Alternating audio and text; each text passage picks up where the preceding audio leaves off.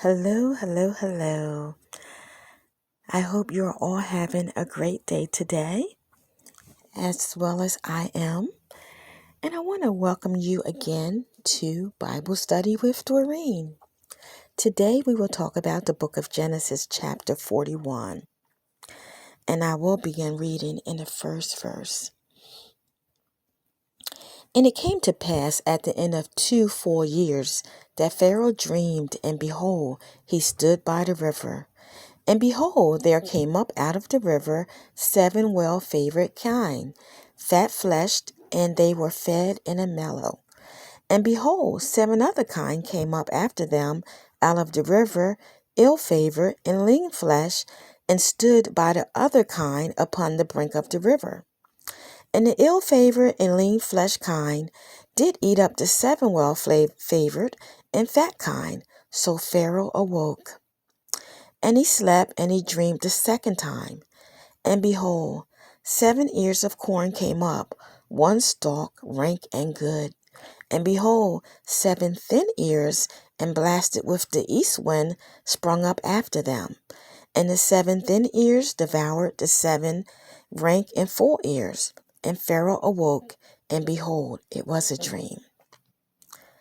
And it came to pass in the morning that his spirit was troubled, and he sent and called for all the magicians of Egypt, and all the wise men thereof. And Pharaoh told them his dream, but there was none who could interpret them unto Pharaoh. Then spake the chief butler of Pharaoh, saying, I do remember my faults this day. Pharaoh was wroth with his servants, and put me in a ward in the captain of the guard's house, both me and the chief baker. And we dreamed a dream in one night, and I and he, we dreamed each man according to the interpretation of his dream. And there was there with us a young man, a Hebrew, servant to the captain of the guard, and we told him, and he interpreted to us our dreams. To each man according to his dream he did interpret. And it came to pass, as he interpreted to us, so it was. Me he restored into my office, and him he hanged. Then Pharaoh sent and called Joseph, and they brought him hastily out of the dungeon. And he shaved himself, and changed his raiment, and came unto Pharaoh. And Pharaoh said unto Joseph, I have dreamed a dream, and there is none that can interpret it. And I have heard say of thee that thou canst understand a dream to interpret it. And Joseph answered Pharaoh, saying, It is not in me. God shall give Pharaoh an answer of peace. And Pharaoh said unto Joseph, In my dream, behold, I stood upon the bank of the river, and behold, there came out of the river 7 kine, fat-fleshed and well-favored, and they fed in a mellow. And behold, 7 other kine came up after them, poor and very ill-favored, lean-fleshed, such as I have never saw in all the land of Egypt for badness. And the lean and ill-favored kine did eat up the first 7 fat kine. And when they had eaten them up, it could not be known that they had eaten them, but they were still ill-favored, as at the beginning. So I awoke. And I saw in my dream, and behold, 7 ears came up in one stalk, good and full. And behold, 7 ears, withered, thin, and blasted with the east wind, sprung up after them. And the thin ears devoured the 7 good ears. And I told this unto the magicians, but there was none who could declare it to me. And Joseph said unto Pharaoh, The dream of Pharaoh is one. God hath showed Pharaoh what he is about to do.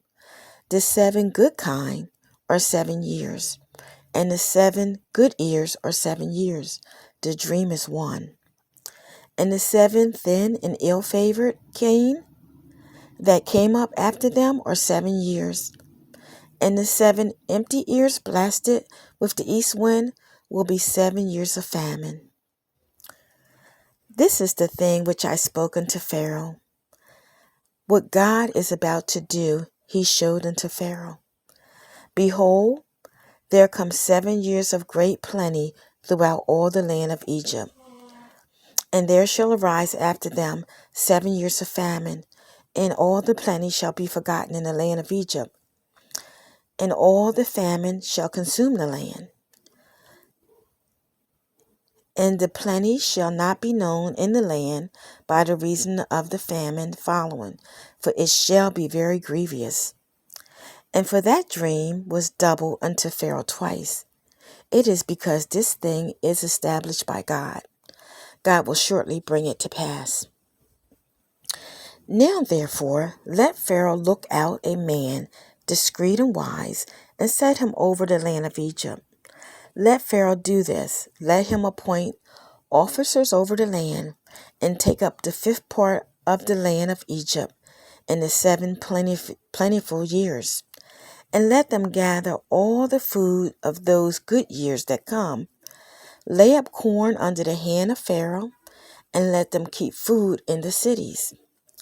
And that food shall be for store to the land against the 7 years of famine, which shall be in the land of Egypt, and that land perish not through the famine. And the thing was good in the eyes of Pharaoh and in the eyes of all his servants. And Pharaoh said unto his servants, Can we find such a one as this is, a man in whom the Spirit of God is?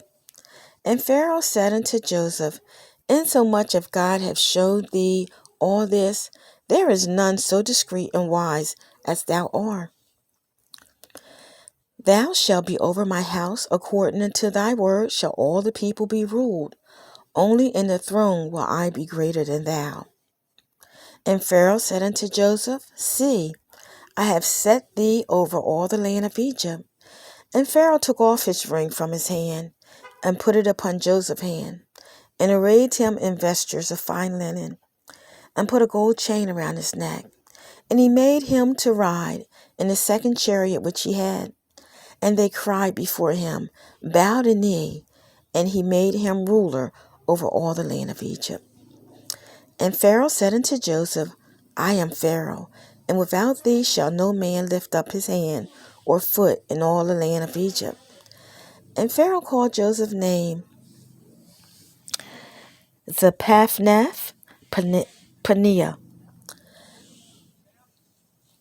And he gave him to wife Asenath, the daughter of Pharaoh, priest of On. And Joseph went out in all the land of Egypt. And Joseph was 30 years old when he stood before Pharaoh, king of Egypt. And Joseph went out in the presence of Pharaoh, and went throughout all the land of Egypt. And in the 7 plenteous years, the earth brought forth by handfuls. And he gathered all the food of the 7 years, which were in the land of Egypt, and laid up the food in the cities, the food of the field, which is around about every city, laid he up in the same.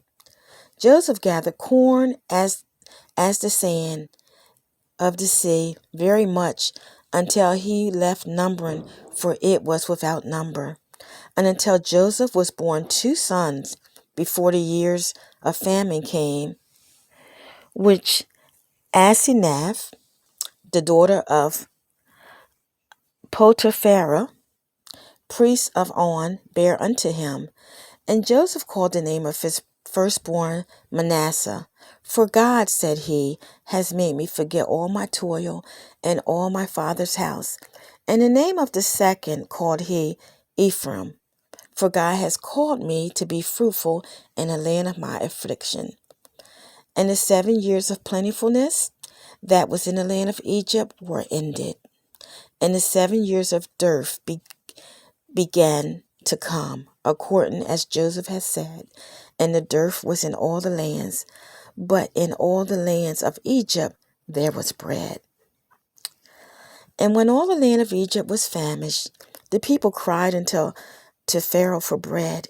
And Pharaoh said unto all the Egyptians, Go unto Joseph, what he said to you, do. And the famine was over the face of the earth. And Joseph opened all the storehouses, and sold unto the Egyptians And the famine waxed sore in the land of Egypt, and all the countries came to Egypt to Joseph to buy corn, because that the famine was so sore in all the lands.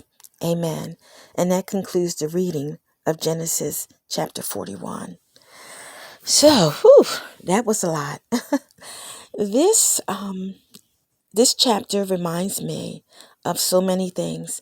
For one, when we look in the other chapters that we've went over in Genesis, we know that Joseph had a dream that his brothers would bow down to him. And we see that as he rode in the second chariot of Pharaoh, they cried down, bowed the knee. And as we will read in the chapters forthcoming, that his brothers did come and bow the knee. So, also, this chapter reminds me of what's similar to what's going on in America right now. We see the prices are skyrocketing because of the war, the gas prices, the food prices everywhere has gone up. And as I read various places, we see people are saying store up food, store up food. So, not just food, but store up everything. So we know that sometimes with war, there can be a famine, there can be inflation, a lot of negative things can come. But even in that situation, if we take heed to store up some things, even if we don't have a lot of money, if you go to buy one thing, maybe you can buy two and just store it and learn how to, research and learn how to properly store items, especially food items, canned items. It would be wise. The other thing is that even though Joseph was brought into the prison, he never left who he was. He did not let anger get a hold of him to the degree that he changed who he was. He still interpreted their dreams. He still did what God had him to do. And God showed him favor. So many times when we are done wrong, we become angry, and understandably so. So doesn't mean that Joseph did not become angry, but the Bible says, be angry and sin not. So this chapter is a lesson, especially for me, for all of us, hopefully. If we're being done wrong, or if we have a time in our life, if it hasn't happened, maybe it will happen, where we've been done wrong in some kind of way, that we want to still hold our peace. We still want to behave in such a way that pleases God. Instead of saying, oh, well, since they did this to me, I'm not going to do nothing I'm in jail, I'm not going to interpret dreams. Let them interpret their dreams. No, Joseph did not do that. Joseph continued to be the man of God that he was supposed to be. And he was rewarded for that. So I think that this chapter in Genesis has plenty of lessons in it. That even through our despair, God is still there. He is still there. Even though Joseph was in jail, God was still there with him. He said he will never leave and forsake us. He is our help in times of trouble. And that's a lesson even for me, that he is our help in times of trouble. Like I said, every book in the Bible, every chapter is so meaningful, and oftentimes I can relate it to my life, and I grow and I learn. So I hope that this does the same thing for you as it does for me. And I'm going to end here, and I just want to say God bless you. I have to get ready for church. God bless you, and I hope you have a nice day. Bye-bye.